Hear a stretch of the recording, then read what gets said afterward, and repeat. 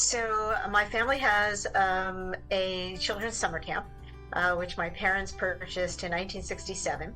And so fast forward to about 2011, 2010, 2011, and the buildings are great, and we've been, keeping them up. But there are some of them that were built, actually it was a camp before us, and so some of them were built in the 20s and 30s. And so we really were looking to build, new cabins. We worked with a designer to do a whole master plan for redesigning camp for the future and growing the population. And really looking at, none of the cabins had bathrooms in them. So that was a real obstacle to sales. And so we were looking to build cabins, sleeping cabins that had bathrooms in them and maybe additional shower houses as well.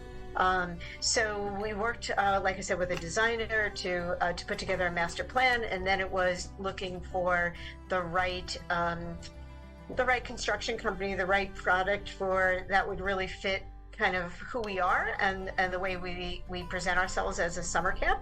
And I don't remember exactly, but knowing me, I did a lot of research and looked at a lot of things, and I found Conestoga Log Cabins, and I was just wowed. I thought that they were a beautiful product, and so it looked like they were so well made.